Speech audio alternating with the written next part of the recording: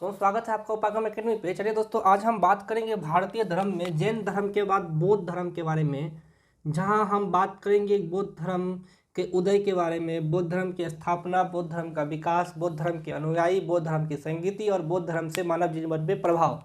चलिए दोस्तों, हम शुरुआत करते हैं। तो बौद्ध धर्म उस समय के धार्मिक आंदोलन, हमने बोला जैसे कि उत्तर वैदिक काल के बाद, उत्तर वैदिक काल में जितनी सारी बाधाएं आ गई थी, इसके बाद बहुत सारे धार्मिक उदय होने लगे और बहुत सारे धर्म उदय निकल के आए, जिसमें जैन धर्म, बौद्ध धर्म, शैव धर्म, वैष्णव धर्म और बहुत सारे संप्रदाय, जैसे आजीवक संप्रदाय, आजीवक संप्रदाय, इस टाइप के बहुत सारे संप्रदाय उभर के आए, जो लोगों में, जनमानस में चेतना का काम करने लगे और उन लोगों को एक नई राह दिखाई, जो कि वो उन लोगों को उस समय के हिसाब से धार्मिक रूप से सही लगता होगा। तो आज हम बौद्ध धर्म की बात करते हैं। तो बौद्ध धर्म के बारे में अगर हम दोस्तों चर्चा करें, तो बौद्ध धर्म का जन्म हुआ था 563 ईसा पूर्व। कहाँ पे? लुम्बिनी, नेपाल में। और बचपन का नाम रखा गया था सिद्धार्थ। सर, महावीर स्वामी के बचपन का नाम वर्धमान था, जो हम शायद नहीं बताए होंगे पिछले क्लास में। तो ये महावीर स्वामी के बचपन का नाम होगा वर्धमान, ये यहाँ पर लिख लीजिएगा। इनके पिता का नाम था, बुद्ध के पिता का नाम था शायद शुत्रोधन। माता थी माया देवी, जन्म देनी माया देवी या महामाया।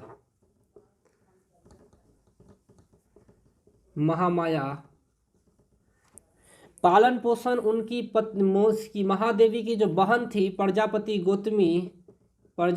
गौतमी, इन्होंने पालन पोषण किया गौतम बुद्ध का। पत्नी का नाम यशोधरा था, यशोदा महावीर का, यशोदा महात्मा बुद्ध के। पुत्र का नाम था राहुल। घोड़े जो प्रिय थे उसका नाम था कंधक। और सर 80 वर्ष की उम्र में गौतम बुद्ध ने निर्वाण प्राप्त किया। वह जगह था उत्तर प्रदेश का देवरिया, जिसको बुद्ध धर्म में महापरिनिर्वाण कहा जाता है। तो हम वो सभी भी चीज़ें पढ़ेंगे। महापरिनिर्वाण क्या होता है? 80 वर्ष की उम्र में 483 बीसी पूर्व, जिसको क्या कहा जाता है? महापरिनिर्वाण। यानी, और मृत्यु हुई थी कहाँ हुई थी मृत्यु? ये लिख लीजिएगा। ये यूपी में एक जगह है कुशीनारा, जिला क्या है? देवरिया। जिला है देवरिया। ठीक है दोस्तों, नेपाल से सटा हुआ एक जगह है देवरिया। उसी जगह के कुशीनारा में इनके प्रिय घोड़े जो है, प्रिय घोड़े कहते हैं, इनका मृत्यु 80 साल की उम्र में हुआ था। अगर बौद्ध धर्म के जन्म से रिलेटेड अगर प्रमुख चिन्ह की बात करें तो ये था कमल। अगर गृह त्याग करने की अगर बात करें तो गृह त्याग करते वक्त इनका प्रमुख चिन्ह रखा गया था घोड़ा। ज्ञान था पीपल का वृक्ष, जिसको बोलते हैं आजकल हम लोग महाबोधि, जो बोध गया में है। निर्वाण के समय इनका पद चिन्ह इनके निर्वाण की प्रमुख चिन्ह थे। और मृत्यु के समय इन्होंने महापरिनिर्वाण लिया था। और मृत्यु के समय इनका जो मूल चिन्ह था, जब बौद्ध धर्म में कोई मर जाता था तो उन पे एक स्तूप बना दिया जाता था, और यह स्तूप ही मृत्यु का प्रमुख चिन्ह था। जो उसमें आपको ये और ये बस याद रखिएगा तो काम चल जाएगा। गौतम बुद्ध ने अपने पुत्र राहुल और अपनी पत्नी यशोधरा को छोड़ 29 वर्ष की आयु में जो सिद्धार्थ थे, जिनका नाम सिद्धार्थ था, बाद में वो गौतम बुद्ध बने, 29 वर्ष की आयु में गृह त्याग कर दिया। गृह त्याग का चिन्ह घोड़ा था। और इस गृह त्याग की घटना को बोला गया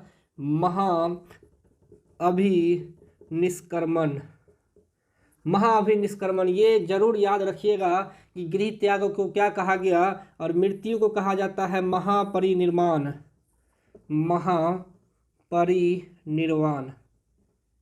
इन्होंने 29 वर्ष की आयु में गृह त्याग किया और चल दिए ज्ञान प्राप्त करने की खोज में, और चल दिए ये भटकते रहे।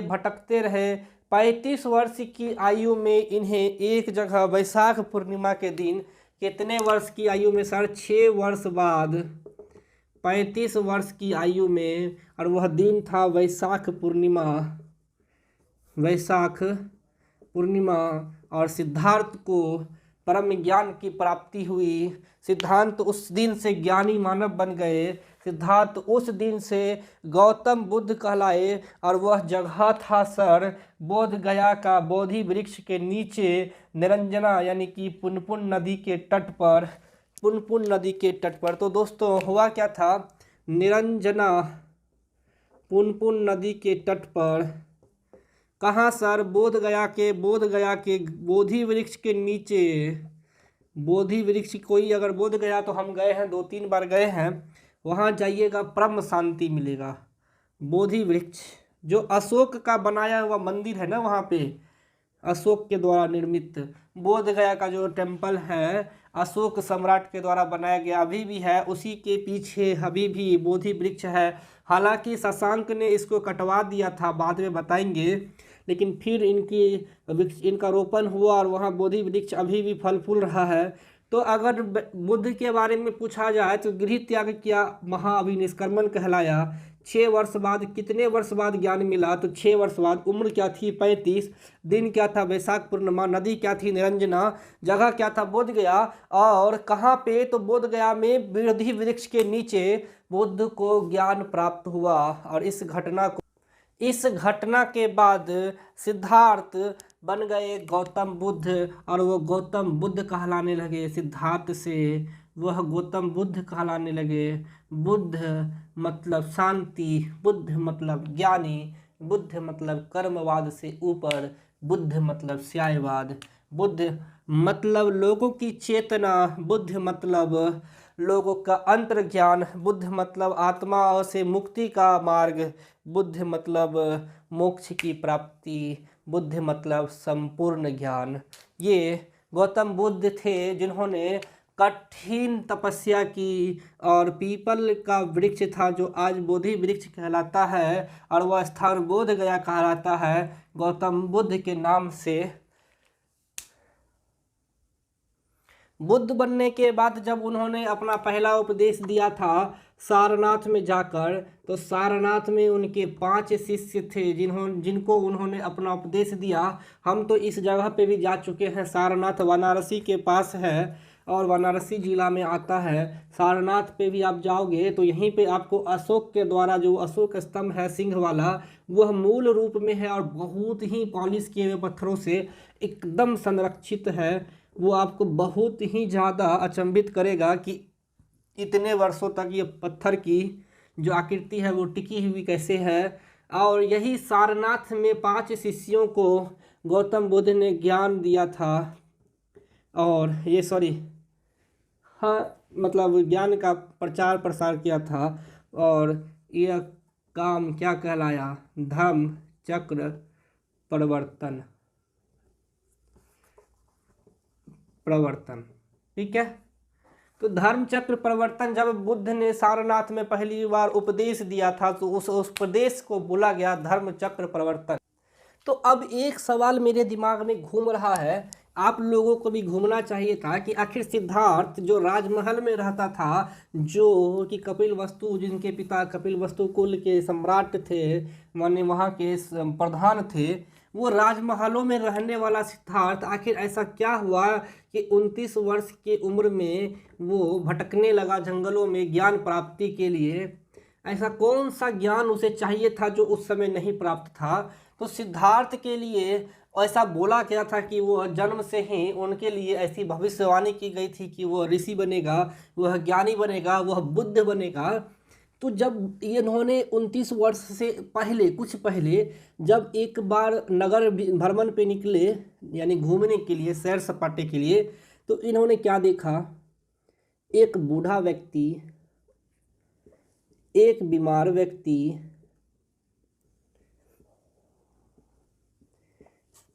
एक शव और चौथा देखा एक सन्यासी जो भगवान के गुण गा रहा था। अब ये सिद्धार्थ के दिमाग में खटकने लगा कि ये चार तो आज से पहले थे नहीं, ये बूढ़ा व्यक्ति कौन है, ये बीमार व्यक्ति कहाँ से आ गया, ये सब ये सन्यासी क्या है, सबके चारों बगल लोग रो क्यों रहे हैं, सन्यासी के चारों बगल लोग झूम क्यों रहे हैं, जो बीमार व्यक्ति है उनकी सेवाएं क्यों की जा रही है, उनकी सेवा क्यों की जा रही है, और जो बूढ़ा व्यक्ति है वो झुका हुआ क्यों है, वो क्यों धीमा चल रहा है, क्यों धीमा चल रहा है। इतने सारे सवाल गुजरने लगे सिद्धार्थ के दिमाग में, और यही सवाल था जो इनको बुद्ध बनने के लिए मजबूर करने लगा। इन चारों सवालों के जवाब ढूंढने निकले थे, और इन्हीं चारों सवाल के जवाब ने गौतम को, सिद्धार्थ को बुद्ध बना दिया। अगर गुरु की बात की जाए तो सिद्धार्थ ने, यानी कि ज्ञान प्राप्त होने से पहले सिद्धार्थ के गुरु थे अलार कलाम, जिन्होंने सिद्धार्थ को सांख्य दर्शन का ज्ञान दिया। जरा बता सकते हैं कि सांख्य दर्शन, आपको खुद सोचिएगा, पिछले क्लास में बताया जा चुका है कि सांख्य दर्शन के प्रतिपादक कौन थे, ये जरूर एक बार दिमाग में बैठाइएगा। बुद्ध ने अपने उपदेश वैशाली, कौशल, वज्जी, मगध, इतने सारे राज्यों में, यानी उस समय जो जनपद होते थे, इस सभी जगहों पर दिया था। कौशल में उन्होंने सर्वाधिक उपदेश दिए। किस जगह पे?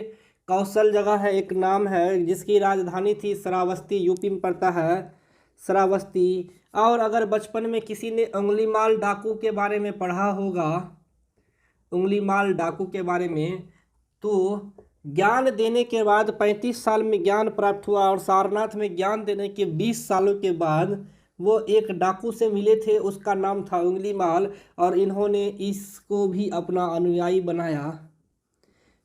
एक हिंदी में बुद्ध धर्म से रिलेटेड, आप एनसीईआरटी में, अब शायद बिहार के बीटीबीसी में पढ़ाया गया था उंगलीमाल डाकू के बारे में, जिसमें इन्होंने शायद 1000 आदमियों को मारने की तपस्या प्रण लिया था, और वो मार भी चुके थे बहुतों को। और वो गिनती कैसे करता, तो उसकी एक उंगली काट के माला बना लेता था और गला में उंगलियों की माला पहनता था।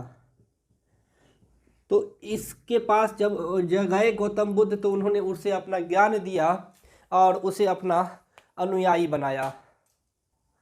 बुद्ध ने अपने अंतिम प्रवचन या अपना अंतिम ज्ञान जो है, अपना अंतिम उपदेश कुशी नारा, जो हमने बोला देवरिया में दिया था, यहीं पे उन्होंने, एक उनके शिष्य थे चंदू, जिनके द्वारा एक अप्रित, यानी कि थोड़ा सा बोल सकते हो, वो विषैला भोजन बोल सकते हो। वैसे तो विष नहीं मिला था, बिना विष का था, वो खाना नहीं होता जैसे हम लोग जो बनाते हैं, कभी विषैला टाइप का हो जाता है। इससे उन्हें अतिसार हो गया, और 80 साल की उम्र में 483 BC में उनका निधन हो गया, जिसको हम लोगों ने महापरिनिर्वाण कहा। अभी तक हम ये तो पढ़ा चुके हैं। अब हम बताते हैं बौद्ध धर्म के साहित्य और संगीतियों के बारे में। बौद्ध धर्म में निर्वाण का अर्थ होता है दीपक का बुझ जाना, दीपक का बुझ जाना मतलब जीवन मरण से मुक्ति, जीवन मरण से मुक्ति। समाज में सर जातिवादी यानी वर्ण व्यवस्था जो जन्म आधारित थी, ये बुद्ध इन्हें अस्वीकार करते थे, इन्हें नहीं मानते थे। और बौद्ध धर्म के त्रिरत्न थे बुद्ध, धम्म और तीसरा था संघ। और बुद्ध धर्म के 4 आर्य सत्य थे। पहला था दुख, दूसरा था दुख निरोध, तीसरा था, पहला दुख हो गया, दुख निरोध हो गया, दुख निरोध प्रतिपदा हो गया, दुख निरोध प्रतिपदा हो गया। ठीक है दोस्तों। चौथा था दुख समुदाय, चौथा दुख समुदाय। अब हुआ क्या कि जीवन मरण से मुक्ति के लिए, निर्वाण के लिए इन्होंने 10 सील बताए। 10 सील मतलब कि आप ऐसे 10 काम करो ताकि आपको निर्वाण मिले, यानी मोक्ष मिले, आप जीवन मरण के चक्र से मुक्त हो जाओ। तो उन्होंने बोला कि आप अहिंसा, सत्य बोलो, अहिंसा पे चलो, चोरी नहीं करो, अपरिग्रह करो, आप किसी से मारपीट मत करो। इस तरह के 10 सील उन्होंने बताए आपको, 10 सील। और जैन धर्म में सील की संख्या 7 थी। 4 आर्य सत्य थे कि दुख है समाज में, समाज में दुख, लोगों को दुख है, दुख समुदाय में भी दुख है, दुख का निरोध है, निरोध का मतलब इलाज, और निरोध के इलाज की कुछ व्याख्या की। और इसके लिए उन्होंने क्या किया, 8 मार्ग बताए, अष्टांगिक मार्ग बोलते हैं। दुख निरोध, दुख से आप कैसे मुक्ति प्राप्त करोगे, इसके लिए उन्होंने 8 मार्ग बताए।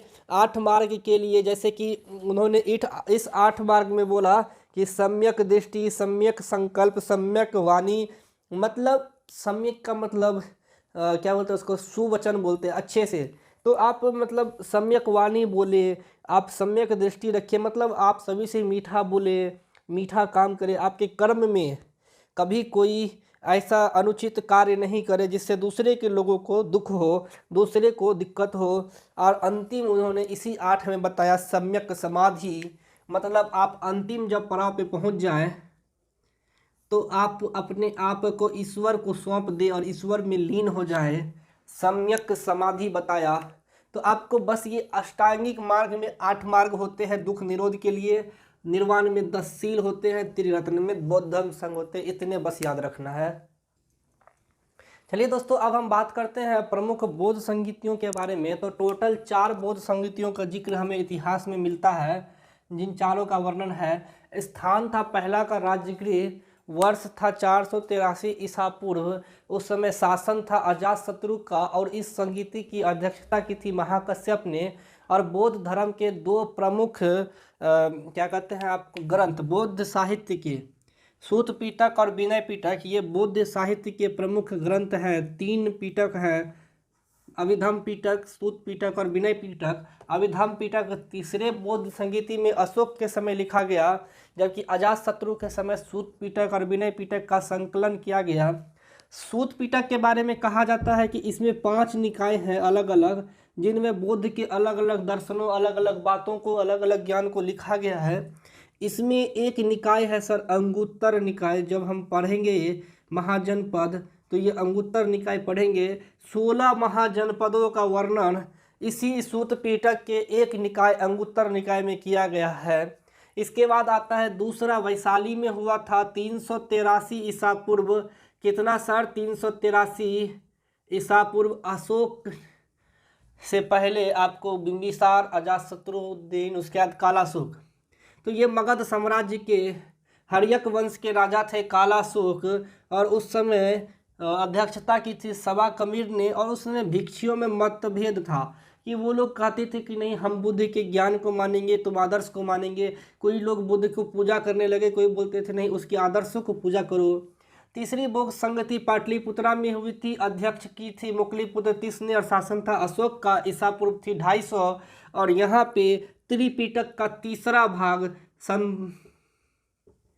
पूर्ण हुआ अभिधम्म पिटक के रूप में। और चौथा हुआ था कुंडलवन, जो जम्मू कश्मीर में है। सदी की पहली शताब्दी, मतलब 0 से लेके 100 ईस्वी जो अब चल रहा है, उसके मध्य कनिष्क का शासन काल था। वसुमित्र ने अध्यक्षता की थी। और बौद्ध संघ 2 भागों हीनयान और महायान में टूट गया। हीनयान और महायान, हीनयान जो है बुद्ध के आदर्शों को मानता था, महायान बुद्ध को मानता था। हीनयान बुद्ध में मानता था, महायान बौद्धिस्ट को मानता था। महायान, हीनयान बोलते थे क्या कि हम लोग निर्वाण जो है ना वो पहले कर लेंगे। इसके लिए वो लोग समाधि का प्रयोग करते थे कि चले जाएंगे हम समाधि में। समाधि में जाने का मतलब एकदम मौन निद्रा में ऐसे चले जाएंगे, और अपने आप को इस पोजीशन में रख के वो लोग क्या करते थे कि मतलब तपस्या में लीन हो जाते थे और अन्न जल त्याग देते थे। किसी एक टाइम में वो अपना शरीर त्याग कर देते थे। लेकिन महायान बोलता था कि बुद्ध का मतलब लोगों की समस्या दूर करना, दुख निरोध है। तो ये महायान बोलते थे हम निर्वाण वैसे नहीं लेंगे, हम लोगों की सेवा करेंगे। कुछ मिटा दे, अगर आप लोगों ने इसको लिख लिया पहले स्क्रीनशॉट ले लो और इसको लिख लीजिएगा क्योंकि ये इम्पोर्टेंट है। हम अब कुछ मिटाते हैं ताकि थोड़ा स्पेस हमको मिल जाए। तो महायान क्या बोलते थे कि हम लोग लोगों की सेवा करेंगे, जीवों की सेवा करेंगे, पेड़ पौधों की सेवा करेंगे, यही मेरा बुद्ध धर्म सिखाया है। और ये लोग एक और काम करते थे, वो करते थे मूर्ति पूजा। बुद्ध की मूर्ति पूजा महायान शाखा ने शुरू की है, ठीक है। और ये लोग बोधिसत्व में महत्व रखते थे। मतलब बुद्ध का अस्तित्व, बोधिसत्व मतलब बुद्ध का अस्तित्व, और बुद्ध का अस्तित्व होता था करुणामयी। मतलब सब में अपनी करुणा को फैलाओ, सब में अपने दयालुपन को फैलाओ और सभी लोगों को दुख से दूर करो। इसके लिए ये संस्था काम करती थी महायान। और इसी बोधिसत्व का एक आपको एग्जाम्पल मिलता है, आपको शैलचित्र गुफा है कन्हेरी में, वहाँ 11 शिवों के बोधिसत्व का अंकन मिलता है। कौन जगह है सर? कन्हेरिया, यहाँ लिख दे क्या, कन्हेरिया की गुफा में मिलता है। तो इतना सारे पॉइंट हैं। अब बौद्ध साहित्य में सूत पिटक, विनय पिटक, अभिधम्म पिटक यानी त्रिपिटक की चर्चा कर चुके हैं। तो बौद्ध धर्म में दोस्तों इसके अलावा यानी त्रिपिटक के अलावा विनय पिटक, सूत पिटक और अभिधम्म पिटक के अलावा जो प्रमुख बौद्ध ग्रंथ थे मिलिंद-पनो, जिसमें यूनानी शासक मिलिंद-पनो ने नागसेन से चर्चा की और पूछा कि हमें ज्ञान की प्राप्ति कैसे होगी, हम कैसे ज्ञान को अग्रसर करेंगे। इसके अलावा दीपवंश है जिसमें सिंघल द्वीप, श्रीलंका का प्राचीन नाम दीपवंश में सिंघल द्वीप रखा गया है, इसका इतिहास मिलता है। महावंश मगध का इतिहास मिलता है। इसके अलावा जातक बहुत बार पूछा गया है, बुद्ध के पूर्व जन्म की चर्चा मिलती है। और ये सभी बुद्ध धर्म ने अपने उपदेश दिए थे। वो भाषा थी पाली, जनमानस की भाषा यानी आम लोगों की भाषा। इसीलिए यह पूरा फेमस हो गया। और बुद्ध के फेमस होने का एक कारण था, जैन और बुद्ध में अंतर था कि बुद्ध ने मध्यम मार्ग अपनाया। मतलब आप चाहो तो आप तपस्या करो, चाहे तो आप परिवार में रहकर भी 8 मार्गों अष्टांगिक मार्ग को फॉलो करो। अहिंसा ना करो, चोरी ना करो, आप धन जमा मत करो, महिलाओं पर अत्याचार मत करो, समाधि, ये सभी अष्टांगिक मार्ग पे अगर आप चलेंगे, मध्यम मार्ग पे चलेंगे तो आप निर्वाण को प्राप्त करेंगे, दुख से प्राप्त हट जाएंगे। और निर्वाण, माफ कीजिएगा, दुख से निरोध प्राप्त कर लेंगे। निर्वाण के लिए 10 सील बताए थे उन्होंने, 10 सील। क्योंकि जैन धर्म में बहुत कठोर तपस्या का नियम था, इसीलिए जैन धर्म उतना सक्सेस नहीं रहा जितना बुद्ध धर्म। फिर भी बौद्ध धर्म अस्तित्व से थोड़ा सा कम गया। बौद्ध धर्म जितना फला फूला उतना अभी तक नहीं है, उतना विकसित नहीं हुआ। इसका एक बहुत बड़ा रीज़न था कि बौद्ध धर्म वेदों से बहुत ज़्यादा प्रभावित था, बहुत ज़्यादा इन्फ्लुएंस था वेदों का। और इसी के कारण ब्राह्मण लोगों ने क्या किया कि बुद्ध को विष्णु का अवतार बता दिया। विष्णु के 10 अवतारों में एक अवतार उन्होंने बुद्ध को बताया। और अभी तक उन्होंने बोला है कि जो कलयुग है उसमें विष्णु कल की अवतार लेंगे और इस समाज से दुखों को हटाएंगे। तो इतने के बाद दोस्तों अब हम आप लोगों को प्रमुख बौद्ध मठ, प्रमुख बौद्ध मंदिर, प्रमुख बौद्ध कला के बारे में चर्चा करेंगे और हम बौद्ध धर्म को समाप्त करेंगे और शुरुआत करेंगे आपको शैव धर्म और वैष्णव धर्म। आज के लिए बस एक टॉपिक बचा है दोस्तों।